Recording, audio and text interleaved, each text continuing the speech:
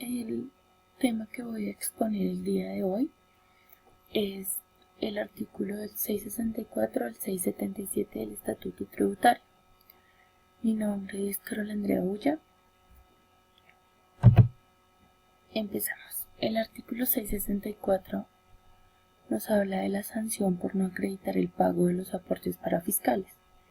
Hace referencia a que la DIAN llevará programas de fiscalización para verificar el cumplimiento de que los contribuyentes hagan sus aportes parafiscales y proceder al rechazo de costo y deducciones de conformidad con lo establecido en este artículo.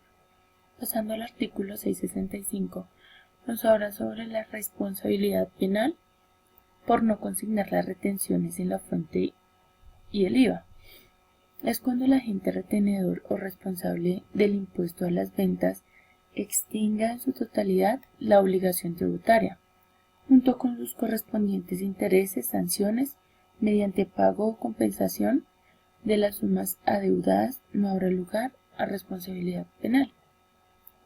Por otro lado, nos dice que tampoco habrá responsabilidad penal cuando el agente retenedor o responsable del IVA sobre las ventas demuestre que ha suscrito de acuerdo de pago por las sumas debidas y que éste se está cumpliendo de esta forma. El artículo 666 nos habla sobre la responsabilidad penal por no certificar correctamente valores retenidos.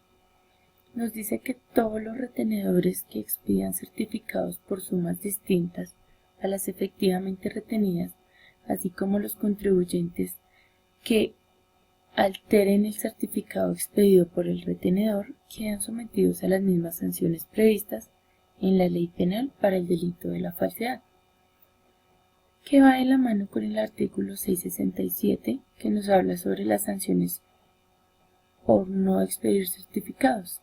Nos dice que los retenedores que dentro del plazo establecido por el Gobierno Nacional no cumplan con la obligación de expedir los certificados de retención en la fuente, incluidos el certificado de ingresos y retenciones, incurrirán en una multa. Esa multa hace referencia a la sanción que se estipula en el artículo, pero esta sanción se puede reducir en un 10% de la suma inicial propuesta si la omisión es subsanada antes de que se notifique la resolución de sanción, o el 20% de descuento de tal suma si la omisión es subsanada dentro de los 2 meses siguientes a la fecha en que se notifique la sanción. Pasando al artículo 668, nos habla sobre la sanción por extemporaneidad en la inscripción en el Registro Nacional de Vendedores. Pasamos al artículo 669. Nos habla sobre la sanción por omitir ingresos o servir de instrumento de evasión. Nos dice que los responsables del impuesto a las ventas pertenecientes al régimen común que realicen operaciones ficticias, omitan ingresos o representen sociedades que sirvan como instrumento de evasión tributaria, incurrirán en una multa equivalente al valor de la operación que es motivo de la misma. El artículo 670 nos habla sobre la sanción por improcedencia de las devoluciones o compensaciones. Hace referencia a las devoluciones o compensaciones efectuadas de acuerdo con las declaraciones del impuesto sobre la renta y complementarios y sobre las ventas, presentadas por los contribuyentes o responsables, no constituyen un reconocimiento definitivo a su valor. Pero hay que tener en cuenta que si la administración tributaria, dentro del proceso de determinación mediante liquidación oficial, rechaza o modifica el saldo a favor objeto de la devolución o compensación, deberá reintegrarse en las sumas devueltas o compensadas en exceso más de los intereses moratorios que correspondan, aumentados estos últimos en un 50%. Y el artículo 671 nos habla sobre la sanción de declaración de proveedor ficticio o insolvente. A partir de la fecha de su publicación en un diario de amplia circulación nacional, no serán deducibles en impuestos sobre la renta, ni darán derecho a impuestos descontables las compras o gastos efectuados a quienes el administrador de impuestos nacionales respectivo hubiera declarado como proveedor ficticio, que dentro de nuestra actualidad es lo que vemos, es lo más común que vemos en nuestros casos cuando entramos a hacer una asesoría contable. El artículo 672 nos habla sobre la sanción por autorización de escrituras o traspasos sin el pago de la retención.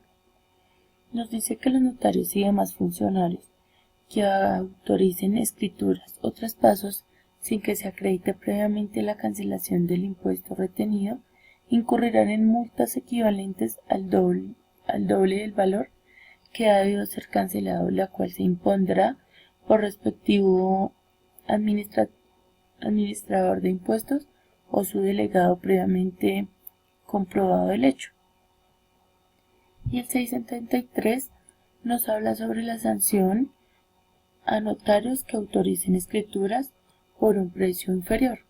Va de la mano con el artículo 673-1, que es la sanción a empleados y trabajadores del Estado por enriquecimiento no justificado. Luego vemos las sanciones a entidades autorizadas para recaudar impuestos. Encontramos el artículo 674, errores de verificación, y el artículo 675, inconsistencias en la información remitida. Y el artículo 676 y 677, que hacen referencia, el 676, a la extemporaneidad en la entrega de la información, que es cuando las entidades autorizadas para recaudar impuestos incumplen los términos fijados por el Ministerio de Hacienda y Crédito Público para entregar a las administraciones de impuestos los documentos recibidos, así como para entregar la información en medios magnéticos en los lugares señalados. Para tal fin incurrirán en una sanción hasta de 20 VTs por cada día de retraso. Y para terminar, el artículo 677, cancelación de la autorización para recaudar impuestos y recibir declaraciones. Nos dice que el Ministerio de Hacienda y Crédito Público podrá en cualquier momento excluir de la autorización para recaudar impuestos y recibir declaraciones tributarias a la entidad que incumpla las obligaciones originadas en la autorización cuando haya reincidencia o cuando la gravedad de la falta así lo amerite. De esta forma doy por terminada mi exposición. Gracias.